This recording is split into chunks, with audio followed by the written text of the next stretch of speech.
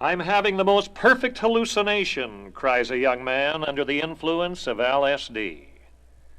Green and blue patterns are pouring all over me like a deck of cards. I have a feeling this is what Alice's paradise must be like. I don't feel I'll ever be the same again. Another man, lying on the sofa in a motionless state, spoke out under the influence of the drug and said, "All over the ceiling are geometric patterns of light. To say they are beautiful is a word too shallow to use." A Canadian girl under the influence of the drug said, "Next morning my arms were very long, long arms covered with beautiful feathers." Another man under LSD said all about me was nothingness, absolute empty space. I was floating on a solitary island in the ether. No part of my body was subject to gravitation. A teacher under the influence of LSD is reported as having said, it was love itself. It was Oriental women such as I have never known. Fat and languorous beyond belief, luscious beyond man's power of normal imagination. The report from another user of LSD is, after taking LSD, you can do anything better than you did before. You feel that something big physically has happened onto you. You feel violence in your system. The salesman taking LSD became convinced he was the Messiah. Another young man listening to a cello under the drug said, I became the cello and the cello strings and the music and the man who played the music. Another man under the influence of the drug said, I found I could make my room expand 1,000 miles, and I could also contract it right in front of me. My conscious mind was sort of sitting on my shoulder, watching everything I was doing. Still another man says, the one who goes out from this door and enters it again will never be the same man as the one that went out. A university student says, taking other drugs is like climbing a sand dune. Taking LSD is like scaling Mount Everest. And to the ones in the psychedelic world, it is called the aristocrat of the hallucinogens. A few days ago, a young man in Los Angeles walked in front of a speeding automobile. He thought he could do this and not be injured because he had taken LSD. And only a few days prior to this tragedy, in the state of New York, a young man stepped from the top of a 4th-story building thinking he could fly because he had taken LSD.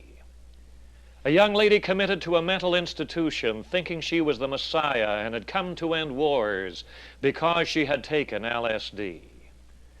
These are just a few of the tragedies and the real examples and results of LSD, which one of our most esteemed senators said on the national broadcast the other evening, it presents a greater threat to our nation than the atomic bomb.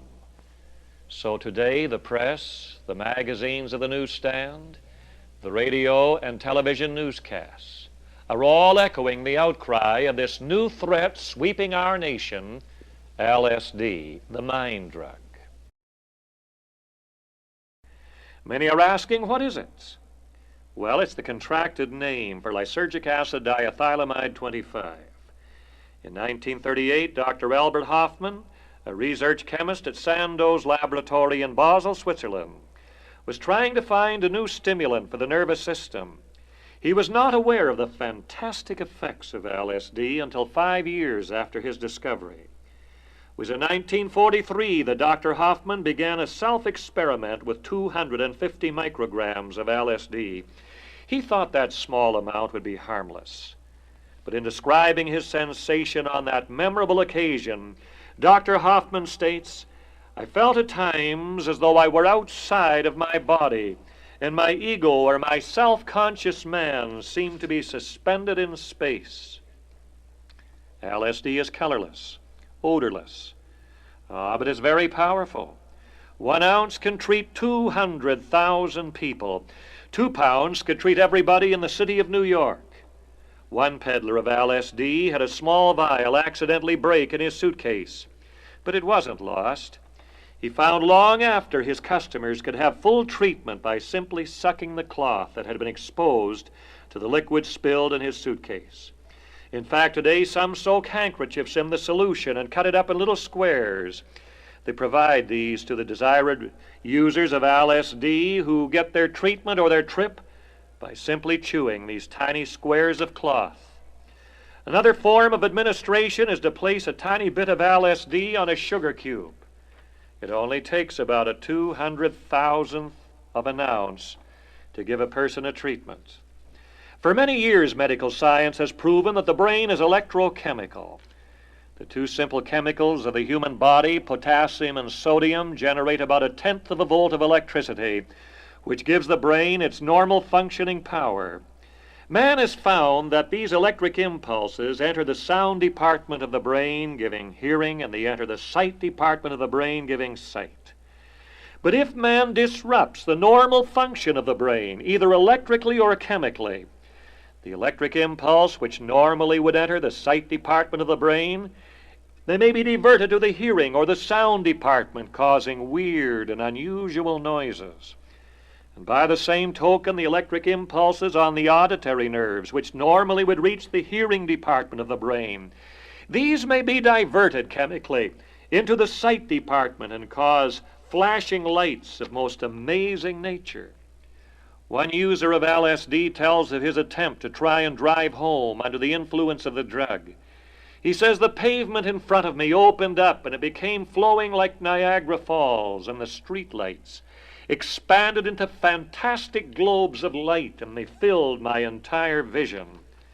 Friend, imagine if we have 50,000 deaths on the highway of America each year, what will be the death toll in the harvest of chaos if our students begin to drive automobiles under the influence of LSD? One of the most tragic effects of LSD is the suicide tendencies. One of our most respected medical men, whose name I could quote, has devoted much of his life to the study of suicide.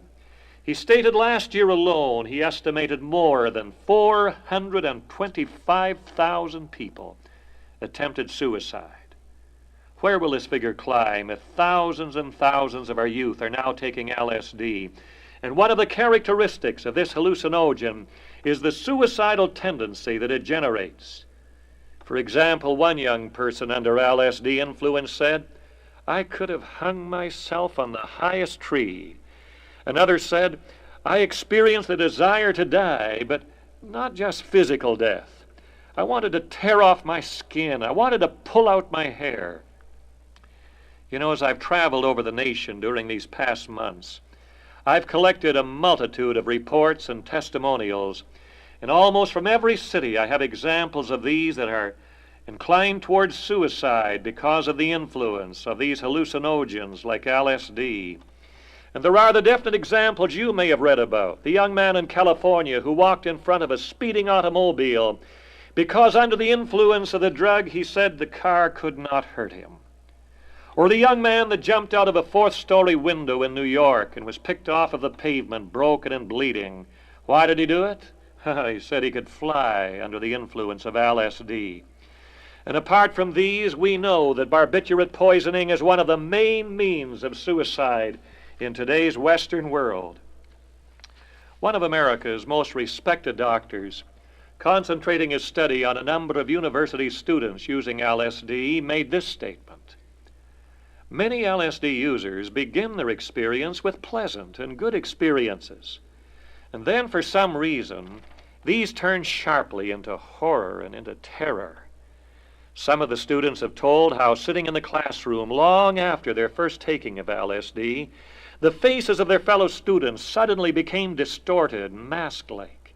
They told of going to the cafeteria, and while looking at their plate of food, the food suddenly became a vortex swirling around them and threatening to engulf them.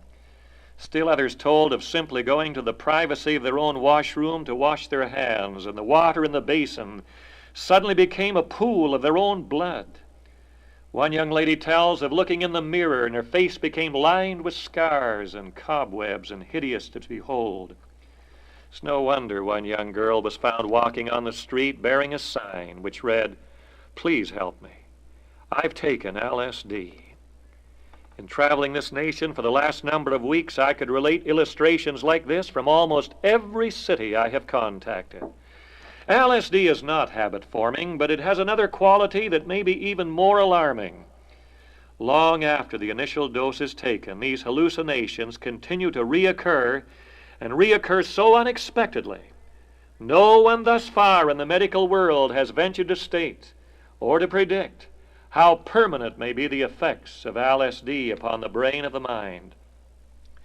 We may never have this answer until this generation has passed some of its agonized lives in the psychopathic wards and the mental institutions of our land. Everyone knows the greatest number of users of LSD is found among the college and the university students. No one knows exactly how many have taken this drug or are taking it, but we do know two things. The number is legion, and it's growing like everything every day. Today we have in America almost 6 million students in our colleges and universities. When we've asked for some to estimate the number of users of LSD, some have ventured to say the graduating class as many as 80%, and others say no, 10%. But one thing is certainly true, it's growing, and it's growing fast. During the past few years, there's been an increase in the varieties of products that have been offered to our young people in almost every street corner. Peddlers, with total disregard for the health and the welfare of their customers, trying to line their pockets with easy money. Sellers of LSD have professed a profit as much as $3,000 a month selling the stuff. Even students tell of making $200 a week selling drugs to their fellow students.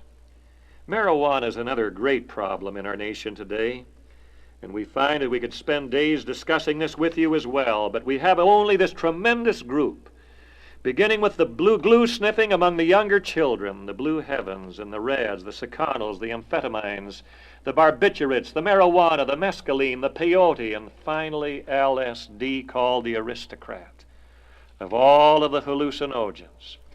And you know, man's been conditioned for it. As one writer has so well stated, think of the millions of people who rely on tranquilizers to guide them through the frustrations of the day. Think of the millions of people who resort to energizers and pep pills.